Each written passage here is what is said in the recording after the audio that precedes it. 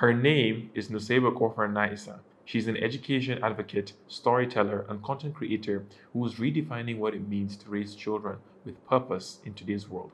As a passionate homeschooling mother, she takes a holistic approach to education, blending faith, travel, experimental learning to raise lifelong learners grounded in faith.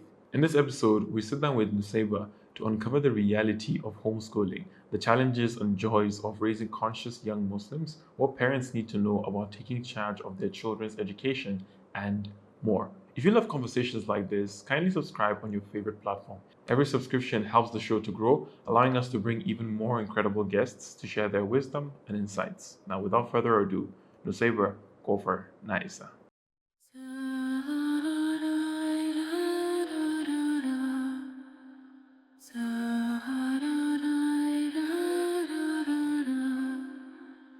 What gets you out of bed each morning? What gets me out of bed each morning? So I think I have a general excitement for life. I know, like in Islam, as with lots of other aspects of life, in Islam, we're taught that you should have balance with things and that this life is temporary and it's a preparation for the next life. But then there's also this acknowledgement that Allah has blessed us with so many beautiful things in this life. And for me, the fact that we're all here on a floating sphere in the solar system and we have access to beauty and to explore the world and to meet interesting people and to do interesting things. I think I've always, since childhood, had this sort of zest for exploring and seeing different experiences, having different experiences in life.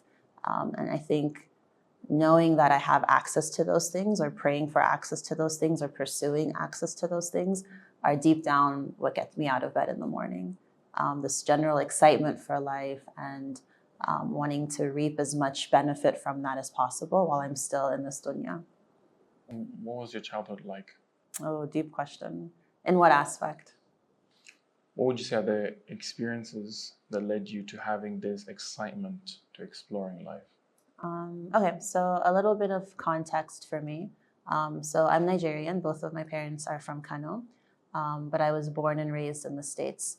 And I lived in the US for my whole life up until I got married about 9 years ago. So I grew up in an environment in a pretty small town, relatively small town in the US. But because there was a university there, it was really diverse. So growing up, we had neighbors from all over the world. One neighbor was Hispanic, one was Arab, one was African, just from all over the place. And I think from a young age, being aware that the world is so much bigger than the little neighborhood that I grew up in, that was always sort of instilled in me. Or we would go to the mosque and break fast with people. And one day the Turkish family would be cooking, and the next day the Pakistani family would be cooking. So I think from a young age, that awareness that the world is much bigger and there are all of these great cultures and different ways of life was always interesting to me. I grew up, I don't know, this is a little, I don't know how to phrase it, but I grew up in an environment where it wasn't fancy at all, pretty humble means. But then I think the reality is also that there are certain privileges with growing up in a country like the United States. So from a young age, I was taught by my parents that if you do well in school and you focus on your education and your Islam, then the world is open to you. And I don't know how much of that is still true and how much is like feeding into this narrative of the American dream. But that idea of doing well in school and trying my best was really ingrained in me from a very early age. So you can probably classify me as your standard like nerd in school, like straight A student, type A personality. But then also with a lot of interesting, what I'm now realizing are sort of traumas. Growing up in the United States, I was 11 years old when 9/11 happened. Sorry, I was 9 years old when 9/11 happened, and being the only Muslim at my school who was wearing a hijab, being in an environment where you want to fit in, but you're like visibly different. And so now that I'm reflecting back on my childhood, I'm realizing that there were good and bad things to this. The good being that I knew I was different, and so I never felt the intense pressure to force myself to fit in. But then also this feeling of loneliness, or this feeling of not being fully understood by the people around me, or having to mask certain parts of my identity in order to fit into this American culture. I think now that I'm reflecting, those played a very interesting part in my life that are still affecting me today. But I did well in school, alhamdulillah. I went to one of the top universities in the United States, and I think that is probably, my time at Duke is probably what was a very key pinnacle in my life, because here I am, like, in the top of American society. This is like the dream for so many students, to go to one of these universities. And like, while I think you can learn similar topics at any university that you go to, or even on your own online, there's some benefit to being in an environment that actively supports your interests. So when you go to one of these schools, you have an idea, instantly they're willing to throw money towards your idea. So I remember one holiday, it was fall break. We had 1 week off of school. I didn't have time to go all the way home to Florida. So I pitched this idea of renting a van with some friends and traveling around the state of North Carolina, visiting different masjids. And within 2 days, it got approved, and thousands of dollars were given to us to do this project. Or there was an opportunity to go study in Switzerland for a semester. I did that. A summer in Egypt, I did that. A trip to Turkey for 2 weeks to explore interfaith dialogue. So all of these sort of experiences where it felt like the world was opening up to me. So during those like 4 years of university, that is when I think everything that I had been taught at an early age about the world being bigger, I was able to finally start experiencing it and realizing that this message my parents instilled in me about education opening up doors is actually a valid thing, and it's something that I'm experiencing in my life. So fast forward to now, and I don't know, I think in a way this is kind of what I want to instill in my children. Maybe not in the same structured fashion that I had to go through, but just this idea that if you are strong in your Islam, you're strong in your Iman, you understand the foundation of your life as Islam, that with the right tools and the right exposure and the right access, that this world is meant for you to explore, to reap the benefits from, and to take as much from as you can as you prepare for the next life, inshallah. Something you're known for is homeschooling your kids. Yes. That's how you've been able to grow an audience of hundreds of thousands of, over 100,000 followers or something like that. You went through the traditional education system. And I know a question you often get asked is, why do you homeschool your kids? But I want to put a twist on that question. What did you see in the traditional education system that made you that made you go for homeschooling instead of the traditional system? In summary, if I had to say it in one sentence, what I saw in the traditional school setting was too much of being put into a box and being molded into this idea of what a good education looks like. And when I thought critically about that, I realized that it doesn't fully make sense, and times are changing, and it's okay, not even okay, it's almost necessary to keep up with that change through the way that we educate our children. So what do I mean by being put into a box? I think by the very nature of school, and I'm not against school, so I want to make that very clear. Like you said, I'm a product of a very traditional school system. And not only that, but I excelled in that system. I think because of my personality and because of just the way that my brain functions. But if I had a slightly different brain, like a non-neurotypical brain, or if I had slightly different interests, or if I had a slightly different type of personality, would I have excelled in that system? I don't know, like that's really hard to say. And because just because I'm a model student doesn't mean that that's just the one route towards which a child can get an education. So I think that what schools are doing is they have to get as many children as possible through the system successfully in order to prepare them for work life. But in a way, it's almost like a one-size-fits-all approach, almost like this assembly line of what education means. Everyone follows the same curriculum, you study the same things, you have to understand those things at the same pace. And that's just not how people work. Like, we're all very different humans. We have different ways of processing information. One subject can be very easy for us. We don't need to spend so much time on it. Another subject can be very difficult for us to comprehend, and we need more time.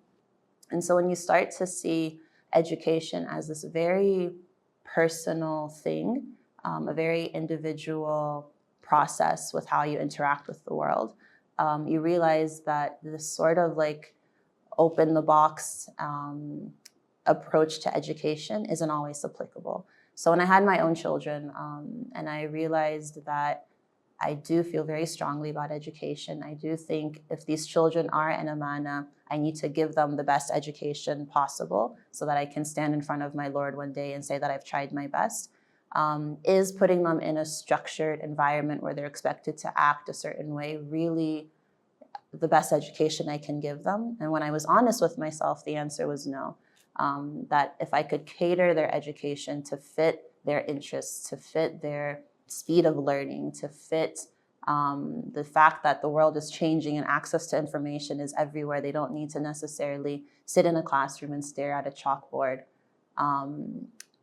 If I could give them a more open-ended education, then I felt I was doing a better job for them. So that's essentially how I ended up homeschooling. Can you walk me through what your homeschooling process looks like? Process in terms of setting it up, or like the day-to-day? The day-to-day, like, walk me through how, for example, if someone listening to this wanted to have or wanted to start homeschooling their kids, how do they go about it? Okay, so that's probably one of my frequently asked questions. And what I think people should realize is that a homeschool isn't schooling at home. Instead, you should think of a homeschool as an extension of one's family life to include more educational aspects to it. And because all of our families are different, everyone's homeschool will look very different. Here in Abuja, we actually have dozens of families who homeschool, and we meet up every few weeks to just do a group outing. And if you interview each of those families, you'll see almost like this different flavor of homeschooling. But for my family specifically, one thing that I'm really, really big on is Taqwa, this God consciousness. My thinking is that if I can instill Taqwa in my children from a young age, then whatever the world looks like 20, 30 years from now, they'll be fine, right? If a child has awareness of Allah and a child is a lifelong learner, meaning they're always learning new things and they're always looking to learn new things and gain new skills, those two things, taqwa and lifelong learning, will set them up for success in the future, regardless of what this world looks like. I was listening to a lecture last week, and the guy was saying that we don't know, the jobs that our children are going to have in the future might not even be created right now. They might not even exist right now. And the sort of problems that our teenagers in the future or our young adults are going to have to face are probably still being developed in some office in Silicon Valley right now. So the idea isn't that you teach your child everything they could possibly need to know in order to succeed. The idea is you give your child a strong foundation so that they're best prepared for whatever the world looks like in the future. So with that in mind, the number one thing in our homeschool is a foundation of Quran. So when the children wake up, they review their Quran, but we don't just focus on memorization. I'm also really big on tafsir, making sure they understand what they're actually reading in the Quran. So that lays the foundation of our morning. I'm also really big on raising readers. I really, this is a bit of a controversial topic, and if you go to different homeschool families, you'll see some of them delay reading, some of them rush reading. For me, I feel once a child can independently open up a book and gain access to information on their own, the whole world opens up for them. So we spend a good part of our day reading. I read to them. We listen to audiobooks together. I have them read independently. I'm also big on this topic of ihsan, excellence in Islam.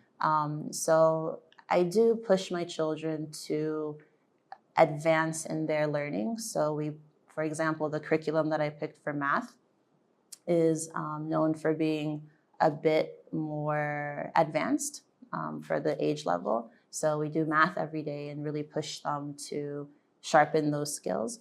And then a lot of the day is spent exploring their own interests. So my son is really into puzzles and Legos. My daughter is really into art and crafts and creativity. So leaving that space in the day for them to explore those interests on their own.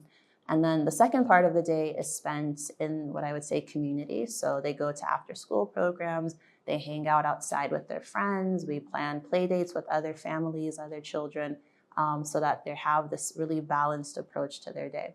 And then the homeschool day doesn't actually stop when the books close, because children are always learning, right? So when they come home, we have family dinner time and we talk about our highlights and our lowlights of the day. And those are the sort of conversations that, stick with children and can help them process how their day by day is going.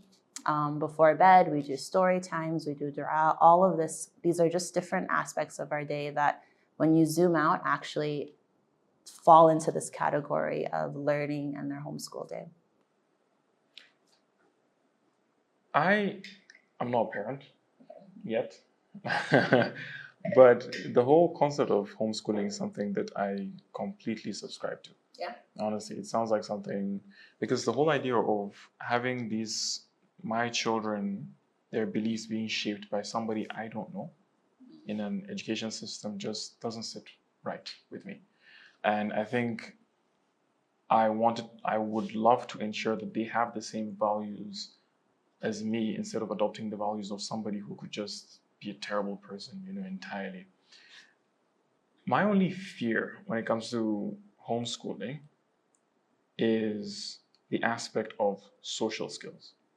Like, how do I ensure they develop the right social skills if they're only around, or if they're mostly, because you mentioned that sometimes they hang out with their friends, which are from other homeschooling families? No. That's one aspect of their community, but they also have neighborhood friends and cousins. And so yeah, socialization is the number one issue that people think they have with homeschooling. But let me counter your argument a bit. So when we think about socialization, how would you define socialization? Being able to socialize, communicate with people effectively. Okay, and when you think about these people that they're able to communicate with, how would you classify that group of people? People with similar interests. Okay, so if I were to challenge that, I would say that socialization is not just about communicating with people who are similar to you. It's about being able to enter space and feel comfortable enough to engage with people who, yes, are your age mates, but then also people who are different ages, different backgrounds, different interests, and being able to hold a conversation and connect on various levels, right? So let me ask you another question. I'm going to throw this back at you. In a typical standard classroom, whether in Nigeria or abroad, the children in that classroom, are they all in the same age range? Close. They're pretty much the same age, maybe 12 months max that separates the oldest and the youngest. Do they come from similar socioeconomic backgrounds? Usually, yeah. Do they probably look very similar? Yeah, I can say yes. Yeah. So for me, what I like to challenge parents who say, oh, but your children aren't learning to socialize. I don't think a typical classroom is the best place to learn social skills either. Yes, there's a lot of value to being able to engage with people that are very similar to you. But as you grow older and you enter the workforce, or you live in a community, or you travel, a child needs to have the ability to engage with people who are also different.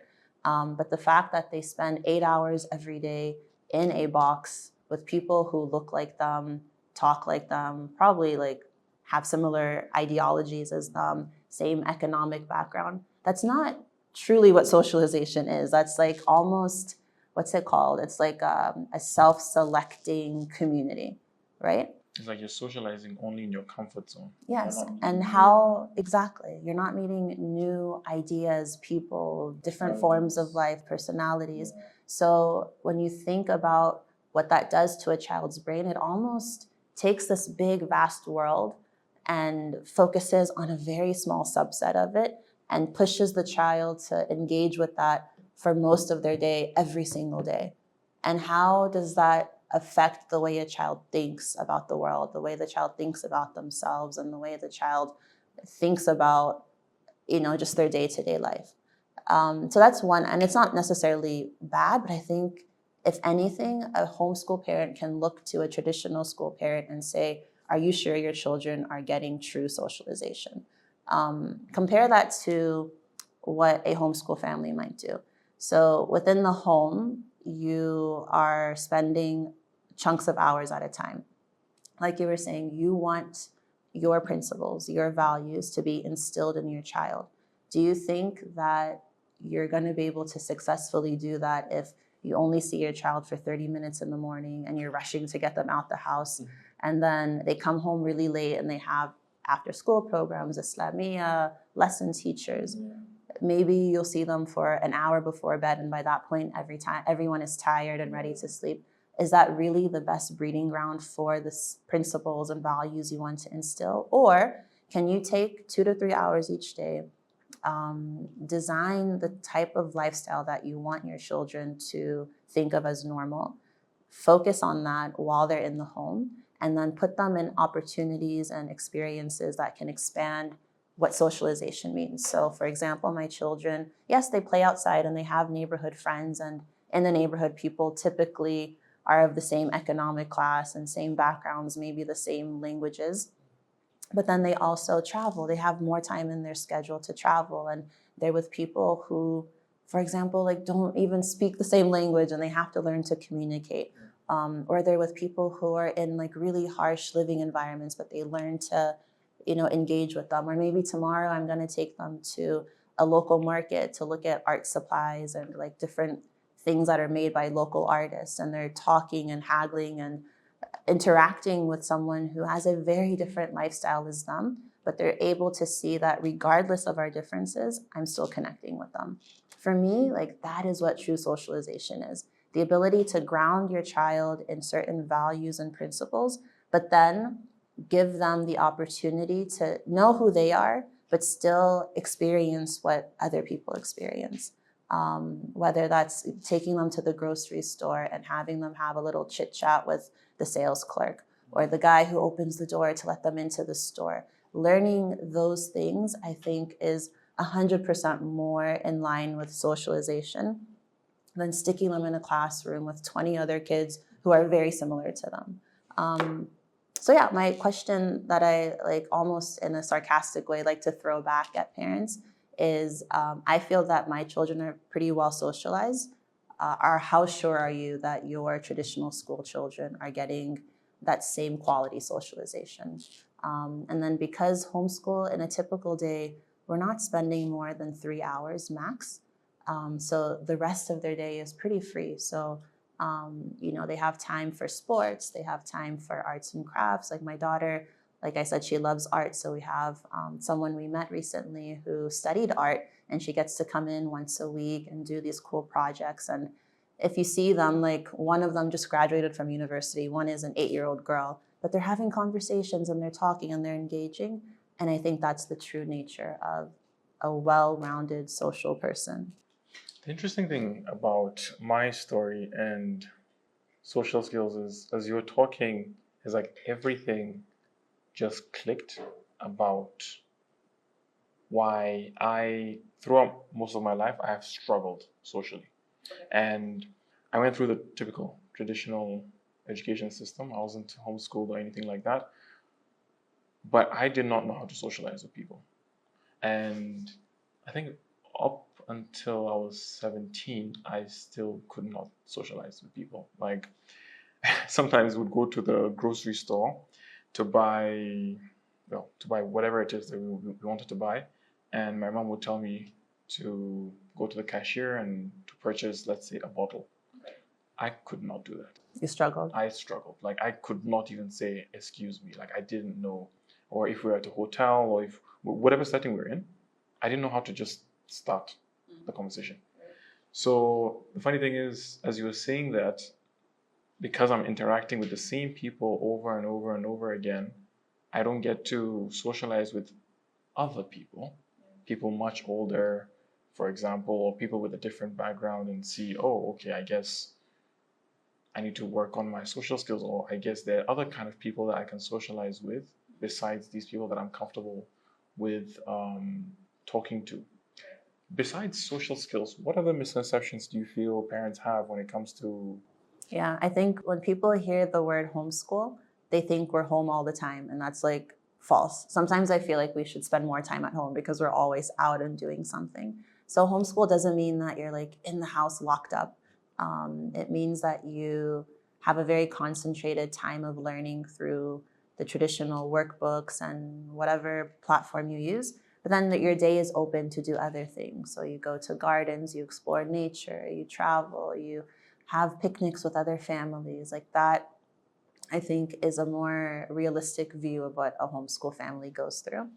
I think another misconception people have is that the parent has to be like really smart and like a teacher almost in order to homeschool the child. But that's also false. The reality is that, one, we live in 2025 right now. There's nothing that your child has to learn that they can't open up a laptop and find online, right? It's not like how, growing up, I remember my family had encyclopedias from like A to Z in our living room. So if there was something I needed to do research on, I'd have to go there and hope that it's in those Like now, kids don't do that. If there's any mathematical concept or whatever that they need to learn, ChatGPT, Google, like the options are endless. So there's not as much pressure for the parent to know everything. The other thing is that a lot of times, especially with my daughter who's older, I feel that I'm learning alongside her. So if we are, like recently, we were learning about weather. I think within the span of a few months, there were the floods in Maiduguri, and there was hurricane in Florida where I grew up, and then later there was also forest fires in California. So like a lot of these natural disasters were happening. So that gave us the chance to explore, okay, like from an Islamic perspective, what does the Quran and Hadith say about these things? And then from just like a science perspective, how do these things happen? What do they mean for the environment? Yada, yada, yada. And I don't have all the answers. Like if she asked me, how did the flood happen? Like I might not be able to tell her with full detail, but what can I do? I can open up the computer, I can type in explain floods to children on YouTube. And together we're watching and learning together how this happens. And so I think just this idea that you have to know everything as a parent is completely false. Rather, you have to be willing to find the resources and help your child access information. But the actual learning of that information can happen at the same time as your child. The other thing that I think is one of the key points of homeschooling is that you don't have to divide their understanding of Islam from their understanding of the world. You know how you go to a school and you learn these secular topics, and then you go home, you have a break, and then you go to Islamic school and you learn about Quran. When you homeschool a child, you're able to let them see that all of this is a holistic world. The way that you're studying plants and animals, you can study them from a secular perspective, but it's so easy to tie it back into Allah and Taqwa and just the creation of this world. And so now a child is seeing Islam not as like this thing that I do in the afternoons when I go to Islamia, but that Islam is everything. It's all around us. As I'm studying biology or chemistry or mathematics, I can tie all of those things back into my understanding of Allah. And I think that fashions in the child's head this idea that everything is together. Allah's world is one, and I don't have to think about education as two separate things, my Islamic and my secular. Let's assume you were the most powerful person in the entire world, and you had the power to change how society approaches education. What would you do? What would I do? I would put together, I don't know how I would do it, but what I would love to do is preach this idea that education is a very individual thing.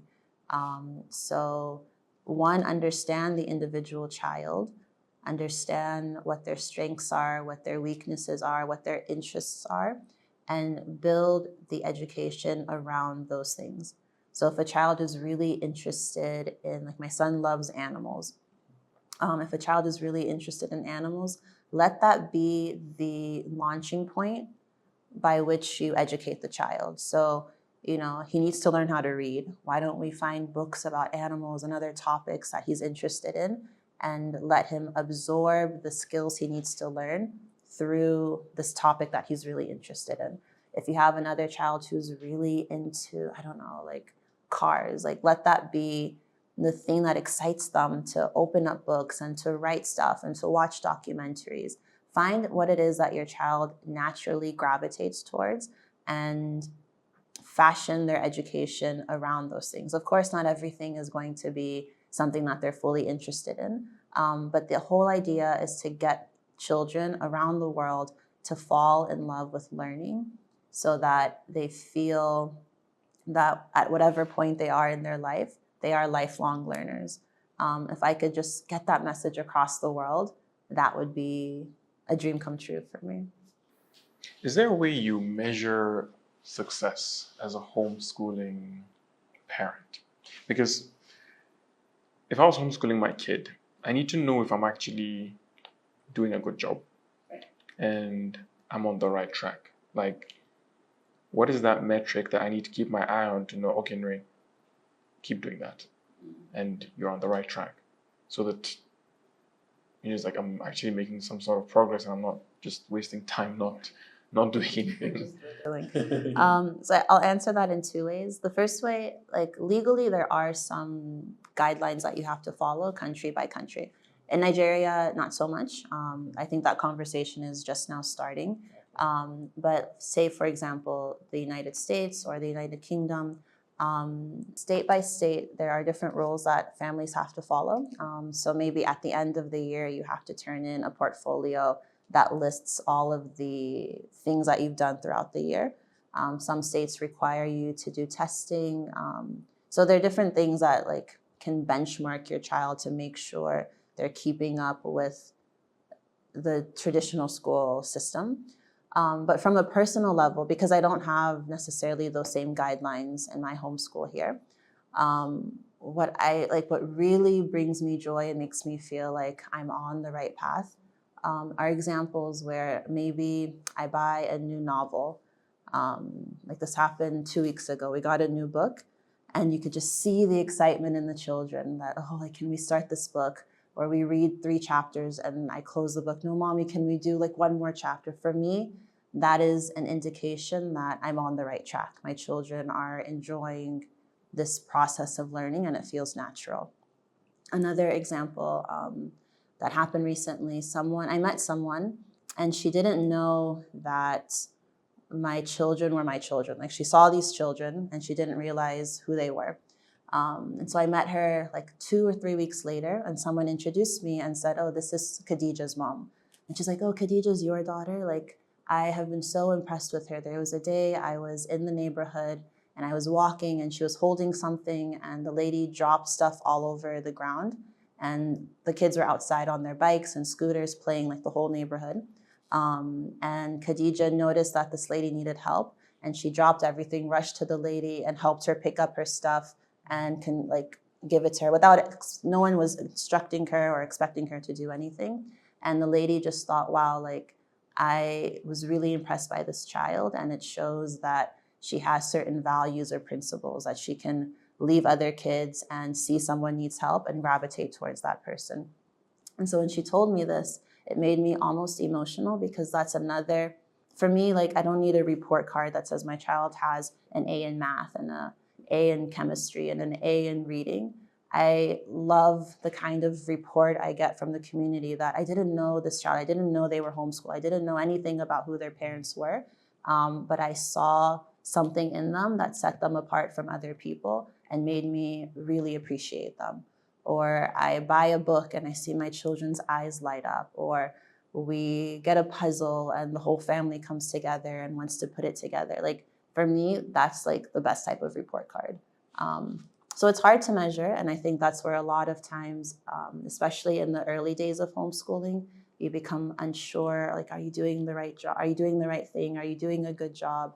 But if you stick to it and you're patient, you start to see these little glimmers of indication that, okay, like, I think they'll be fine. Maybe they're not, for example, people like to test homeschool children. So you're at the dinner table with extended family and they know that, okay, like, this cousin knows X, Y, and Z. Let me just test this homeschool kid. So your child might not always answer all of the questions perfectly, because they're not following a set curriculum. But you have to be okay trusting the process and knowing that beyond being able to regurgitate information, your child is learning values and principles that you think will shape them, and letting those things take the forefront of what you want their education to be like. What was your husband's initial take on homeschooling? Good question. So I think this is one of the blessings I have, that we have a family where both parents are on the same page about the value of education and the fact that it's okay to step out of the box. So initially, I think he was unsure, just because it's not as typical here as it is in the environment that I grew up in. But then I remember he said something that made me realize that, okay, he gets it. He was saying how, if you think back on more historic forms of education, if you think about, like, the scholars that we have and the very learned people in our history, they didn't necessarily sit in a classroom the way kids do today. They had this sort of like one-on-one teacher, almost like this apprentice model, where there was someone in the community who was really well learned, and the child sort of was put under that person's wing and learned in a more organic way.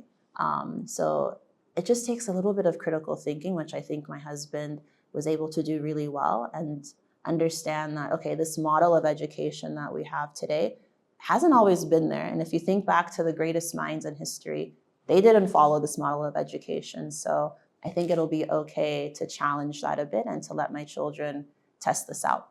But one thing that we did tell ourselves, which I think is key for any homeschool family, is that make the decision to homeschool year after year, because things happen, things change, priorities change, family structures and statuses change, and what could work for you today might not work for you tomorrow.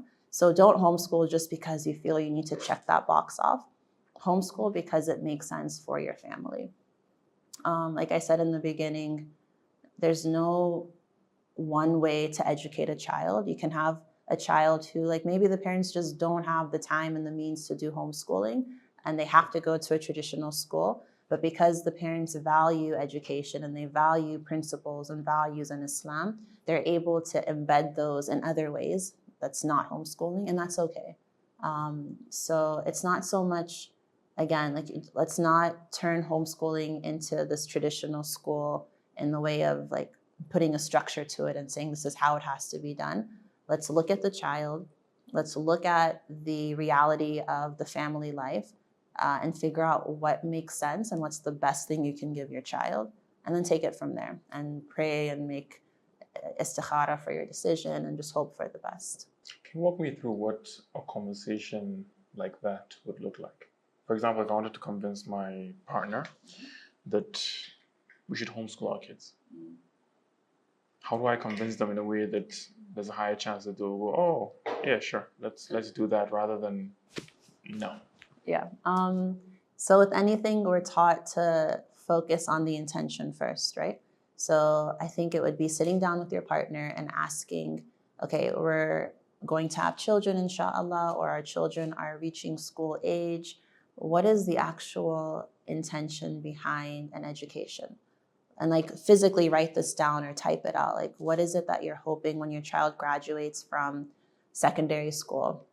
What is it that you hope this child will be or will have gained?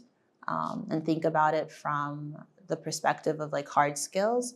Like they should be able to write really well and read really well, blah, blah, blah. But they also think about the soft skills. They should be able to have conversations and engage with ideas and to think outside the box. So once you have your list of things that you want for your child, think about the best way of getting there. And then think about the different options you have available to you. So maybe you want your child to be this sort of person, or you think these are the values that they should have. And ask yourself, is the environment of the traditional school really the best way that I can get them to these values? Like, it's not about, I want a child who's smart and I need the school to tell me he has straight A's, but I want a child who is intelligent and gifted and strong moral values.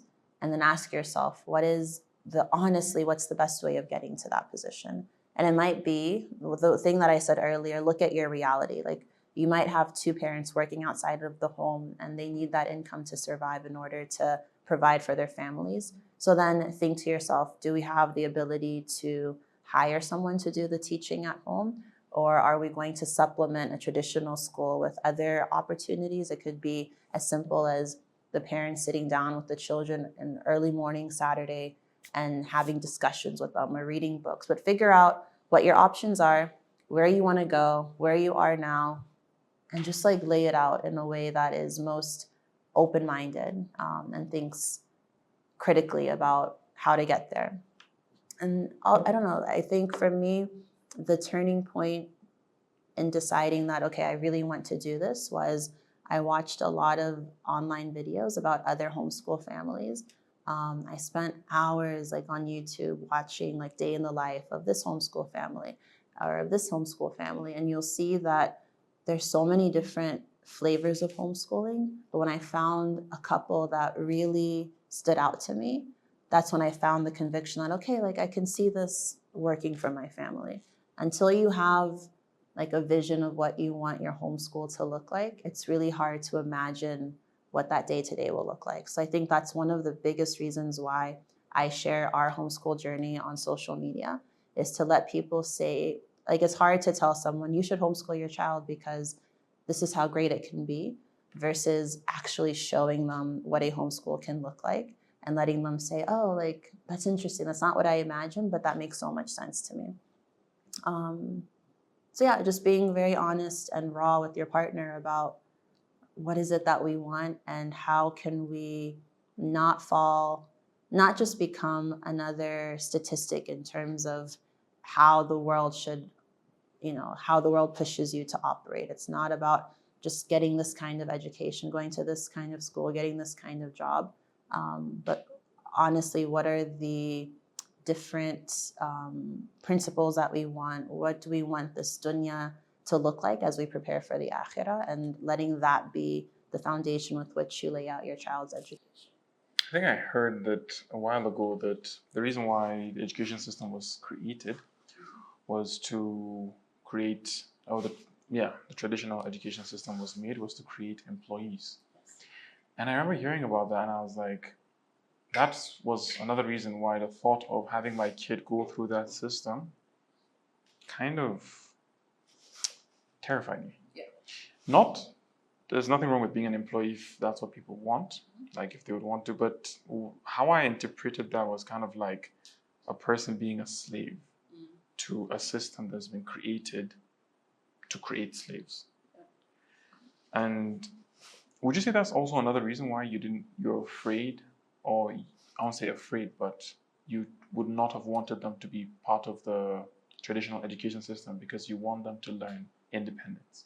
Yes, definitely. Like what you're saying, if you look at the history of the modern education system. It happened during, I believe, the Industrial Revolution, where a lot of families had to have both parents working outside the house. They needed somewhere to send the children. Schools were designed to get as much, to make the child fashioned into as productive as a person as possible. And like I said earlier, the school has hundreds of people. The idea is to get as many of them through the process and be as successful as possible, almost like an assembly line. So you have to design something that doesn't work for like this group of people and this group of people, but the majority of the students will learn through this curriculum. But it leaves a lot of people on the sidelines. So yeah, it's a scary thing to think that my child's education, which is the root of how they're going to live their life, is being fashioned and designed by people whose intention is to make this child their version of a productive member of society.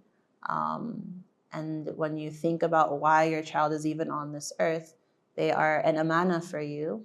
God has given you this trust, and your goal isn't to just make them some super productive part of the country's economy. Like, your goal is to get them ready to meet their Lord, to give them the tools that they would use throughout their life on their journey to meeting their Lord. So that there's definitely a mismatch between, from an Islamic perspective, and even not just Islamic, just as a human being, there's a mismatch between what you want out of life and how the school system is designed to make you. So if you just think even a little critically about that difference, you realize that, okay, maybe this is not the best approach to learning. If it's your only option, then fine. But if you have the option to think differently about schooling, it's worth it to really investigate that. How has living and working in different countries shaped your approach to homeschooling? How has living and working in different countries shaped my approach to homeschooling? Realizing that the world is bigger than the way that I experience it.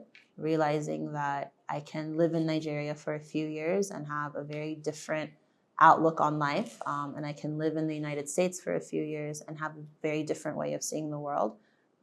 It instills in you this idea that you shouldn't ever become too comfortable in your way of thinking or your way of living, that the world is so much bigger. And if you know that the world is bigger, you focus less on trying to fit in with the community that you live in now, and instead being very intentional about laying a very pure foundation for life and for education, knowing that you can live anywhere. Like, you can end up in East Asia one day, you can end up in South America one day, and it's not so much that you need to try and replicate what your community is doing now, but you need to have a strong foundation of your Islam and your Iman and your approach to the world. And because those are the important things, then all of a sudden, if everyone in your neighborhood is sending their kids to the same top school in the city, you feel less inclined to, because you know you're not trying to replicate this very small microcosm of what the world is. You're trying to do something bigger, do something different. So you become less influenced by like the cool or trendy things happening in your community. Let's assume, or I want you to imagine this scenario, not that I'm hoping for it, but the day came that Allah wanted to call you home. And you had, or let's say, you wanted your kids to never forget certain lessons that you've taught them. What would those lessons be? Taqwa, 100%. Just being conscious of God in anything you do. I don't think my children need to have a certain type of career. Like, one child can decide they want to be, I don't know, a doctor, an artist, an engineer, an entrepreneur, like all of that. Those are details. But who are they as a person when they enter those fields is what's important to me. Are they the kind of doctor who will operate with taqwa, with ihsan? Will they try their best? Will they be doing it for the right reasons, with the right intention? As they create art, are they doing it with Allah in mind and with this idea of getting barakah in their work? That is what I want for my children.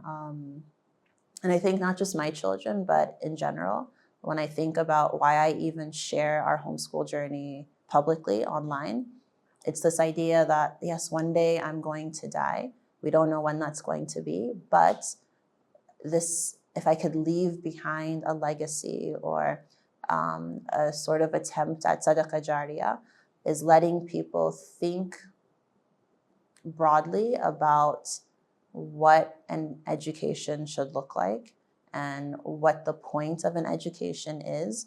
And just if that changes even one random family across the world, if that changes their approach to learning and it makes them more focused on the taqwa of their children, then that's the kind of thing where if I'm in my grave, I'll be proud of, right? So yeah, it goes beyond my children. It's just we're raising the next generation of the ummah of Rasulullah sallallahu alaihi wasallam. I want to be able to stand before the Prophet on the Day of Judgment and to say, I tried my best to push the message further, and this is the way that I was able to contribute. That's my life vision. What would you say has been your toughest day? And how did you get through it? So I think this actually goes back to one of the first questions you asked me. When you are raising children, even when you're married, even before you have children, it forces you to come to terms with your own weaknesses and your own traumas, the things in your basement that haven't been processed fully. Those things really get put on a spotlight when you have to be married to a partner or raise children.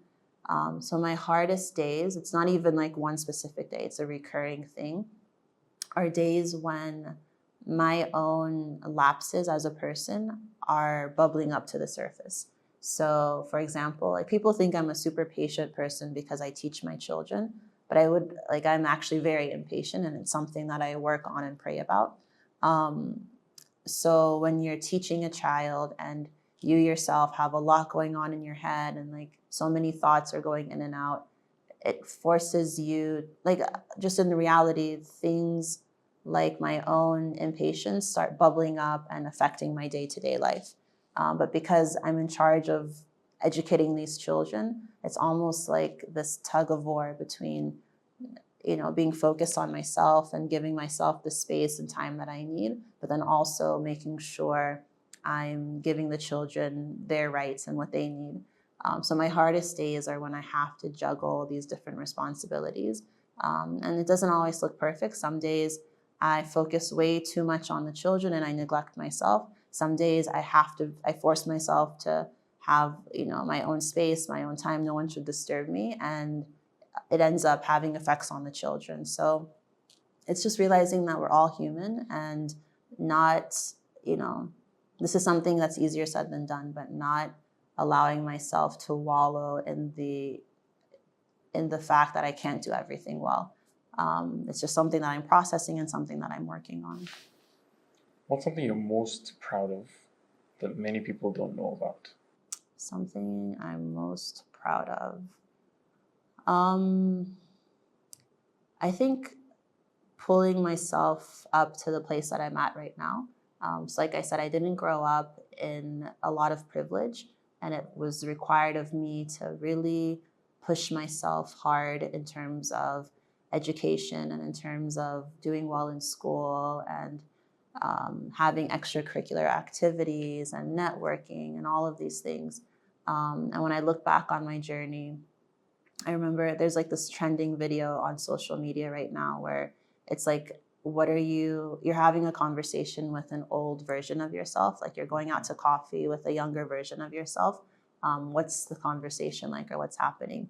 And I think I would be spending that coffee shop date talking to my younger self about how proud I am of her. that you didn't see the world as just what was shown to you as a child, but you pushed for something bigger, something greater. And I just pray that that same drive stays with me for the rest of my life. Even as I homeschool, or I think I'm doing a good job now, knowing that this isn't everything, that the world is still bigger and I can still push for more and, not even elevate myself to new levels, but expect more or push myself to be the best version of myself as possible. What's the one message you feel your younger self would have really needed to hear? Work at your own pace. Like, stop expecting that you have to follow a certain guideline of how to live your life. It's okay to be different and to do things differently and to be authentic about where you are in your journey. Do you have a failure that you've experienced in your life that you felt was imperative to the success you've achieved right now? A failure you feel, if this didn't happen, I will not be where I am today. A failure in my life.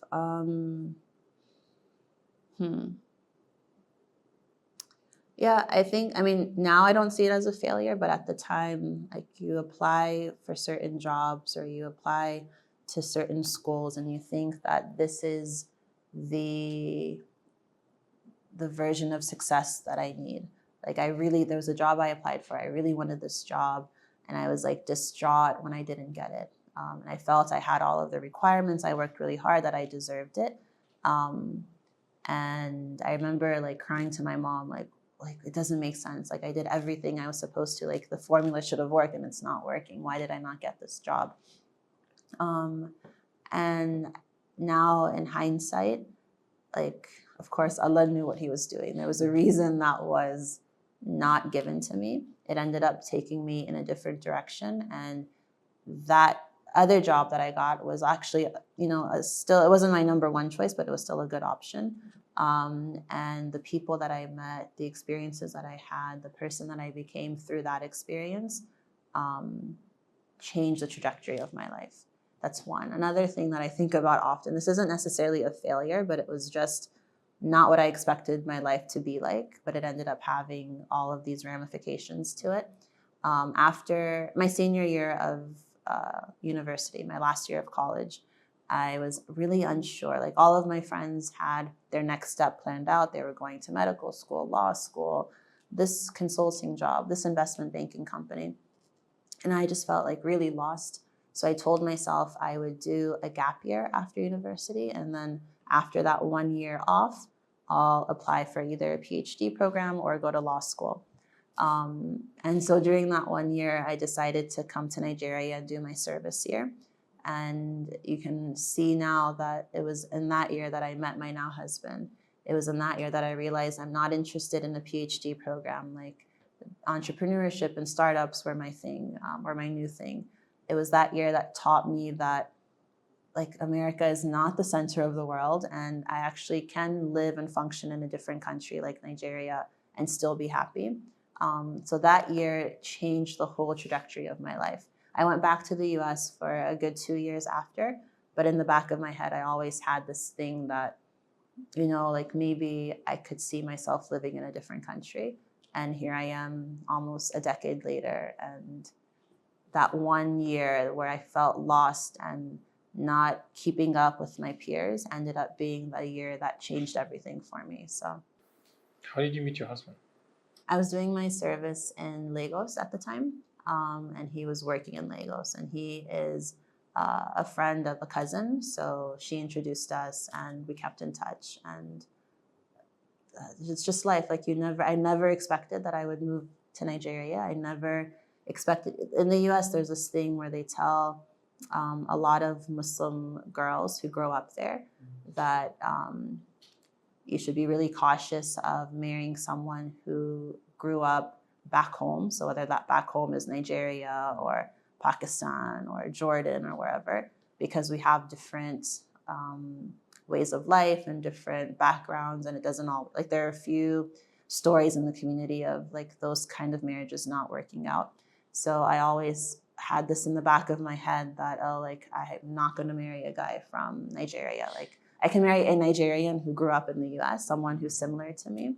But I don't know, like, God works in mysterious ways. And that, like I said, that 1 year showed me that life is bigger than the little community that I grew up in, which is, I think, maybe goes back to what I'm trying to teach my children. Like, right now you live in Nigeria. Right now you have this perspective of the world, but know that this isn't, like, this is your norm, but it's not the world's norm. And really valuing different perspectives and different ideas.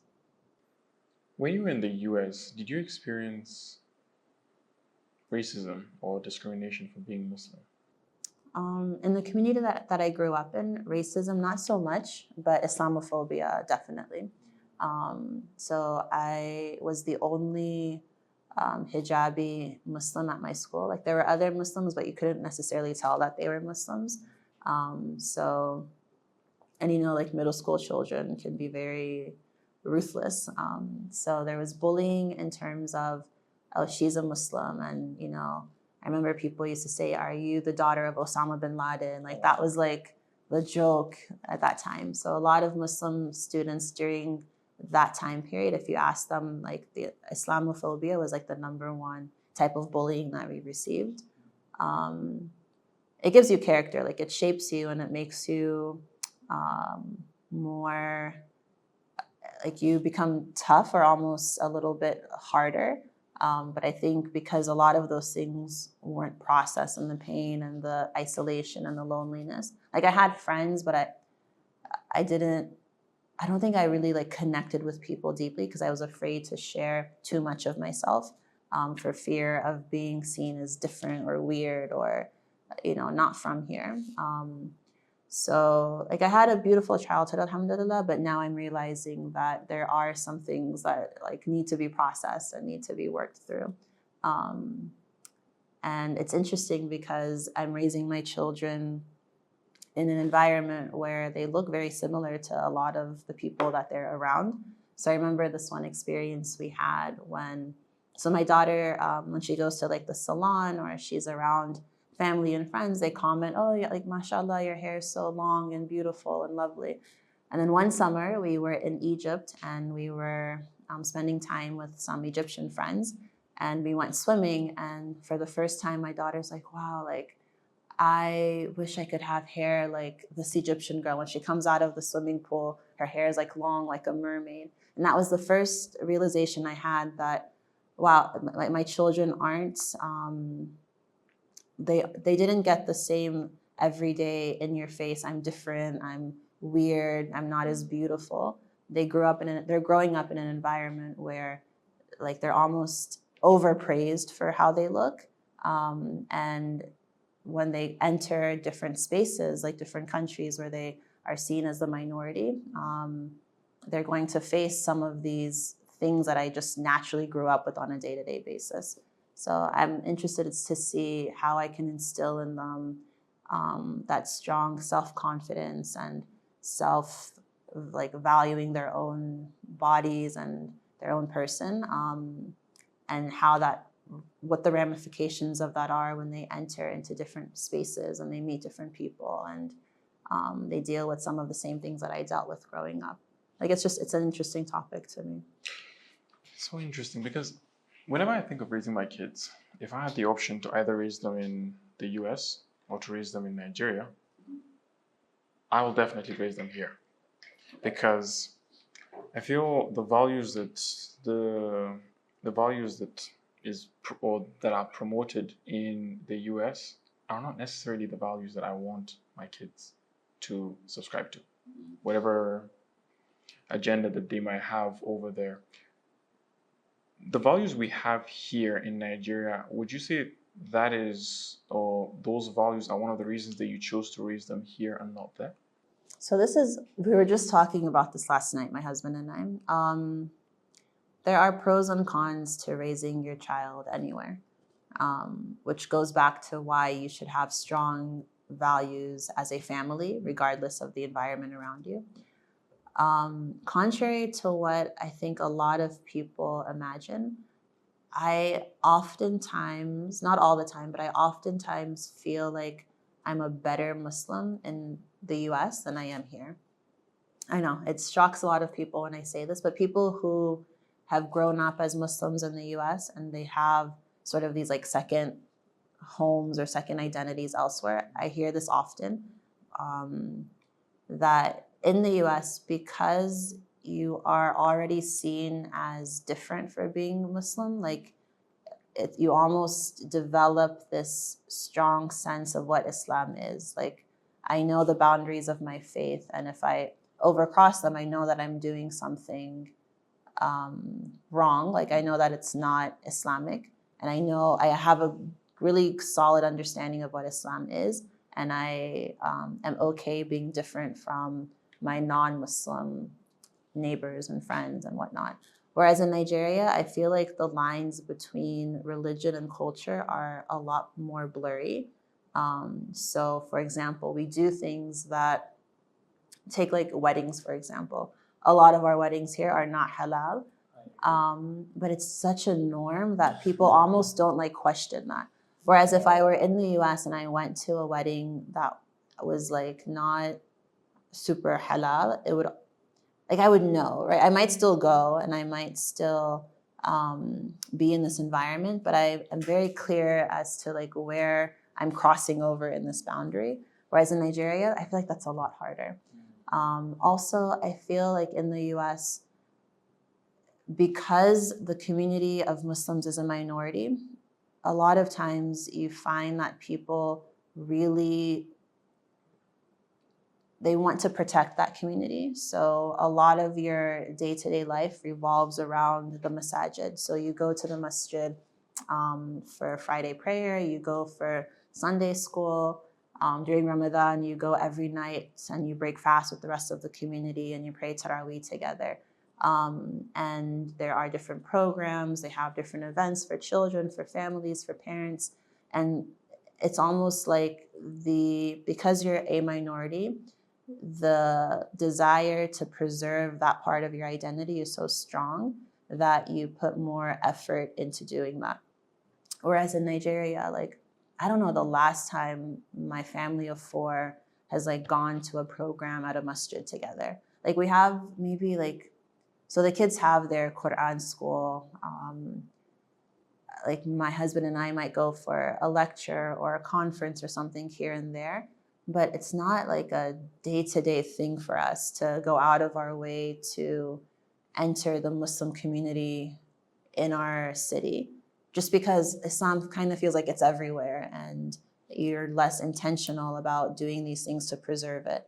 And I think inadvertently what happens is that identity as a Muslim almost feels, I don't know, like fuzzy, or like it's just you're like everyone else. You're a Nigerian. There are Muslim neighbors, there are non-Muslim neighbors, but we all are kind of like the same. And I don't feel that strong sense of pushing yourself as a Muslim. In recent years, like, I know I've been a part of a few different halakha communities where sisters come together once a month and we talk about topics, and that feels really nice. But that happens like a lot more rarely here than it did in my life in the US. So yeah, I'm not so sure, like, in terms of being a Muslim, if one country is necessarily better than another. I think it comes down you have to really narrow into, like, if you're in the US, like, where in the US are you, and how strong is the Muslim community there, and how involved are you going to be with that community, versus if you're in Nigeria, where in Nigeria are you? Who are the people who are having an influence on your family? And being very honest about which version makes the most sense for you. And I don't know, like, one conversation we're having is, are either of these countries the best option for us? Or like, is there a third option? I don't know, so. Yeah, I mean, I think I had this conversation too with someone, I can't remember who, where I was literally talking about the weddings here in Nigeria, that they're very not Islamic, even though it's an Islamic community, and both the couples are Muslims. when you attend the weddings, the way they behave, is like the kind of music that they play and all of that. You're like, is this an Islamic wedding at all? And everything you said, honestly, it's so accurate. And I also noticed that even the way people dress nowadays, well, it's more obvious in the women in the community than it is in the men, where they change the way they dress, and I think is it Western culture has influenced the way they dress or something? I don't know. Yeah, maybe, because I see them like their aura is exposed more, like their neck is showing and they don't care to wear hijab anymore. And I'm like, yeah. Is there any topic that we haven't discussed that you feel is important for us to discuss? Yeah, I think aside from homeschooling, one thing that I'm very passionate about is parenting in general. So whether you are a homeschool family or not a homeschool family, just a simple point that as a parent, you should be very intentional about how you're raising your children. Don't feel like because everyone does it this way, that this is what I should do. Because on the day of judgment, you're going to have to answer on an individual level why you did what you did, and if you did the best you could with what you were given. So I think with that in mind, parents should be just very intentional, realizing that, like I said earlier, they're raising the next generation of the ummah. Think about what that means. Think about how hefty of a responsibility that is, and make sure that you are confident that you're trying your best to fulfill that responsibility, regardless of what method of education you choose. Homeschool is the answer for some. It's not the answer for everyone. Traditional school is the answer for some. It's not the answer for everyone. There are options in between. Like, you just need to focus less on like the way you do things and focus more on the why for doing them. I think that's my parting message for this interview. Usually we end the podcast with this question, but you actually answered it earlier. But I think we can still go over it all over again, which is the legacy. What legacy do you hope to leave behind? My legacy, inshallah, that I'm working towards is being able to stand in front of my Lord and stand in front of the Prophet sallallahu alaihi wasallam, and with full conviction being able to tell them that I tried my best to make sure that the newest generation of Muslims that were raised during my lifetime were raised with, even if it's just a slightly increased level of taqwa and iman in what they did, because of the work that I focused on. That's my life vision. Thank you. Thank you. This has been a pleasure, and I think a lot of parents would now have a better understanding of what it takes to be a homeschooling parent. And I think we've tackled most of the misconceptions that they have, and even those of us that don't have children yet, we now have a better understanding of what it's going to entail from our side. And I feel everything you've shared is like a good starting point, and everything else is left for us to figure out as we apply everything you've shared. So thank you so much for being here. Thank you. Really appreciate you taking the time out, and look forward to seeing what you have in store for us in the future. Thank you so much for inviting me. Thank you so much for tuning in. Before you go, I have two small requests. First, if you found this episode valuable, please hit subscribe on your favorite platform so you never miss another episode. Second, if you know someone who could benefit from this episode, please share it with them. The more we grow through your support, the more incredible guests we can bring on to share their own wisdom and insights. Thank you so much for listening. I'll see you in the next episode.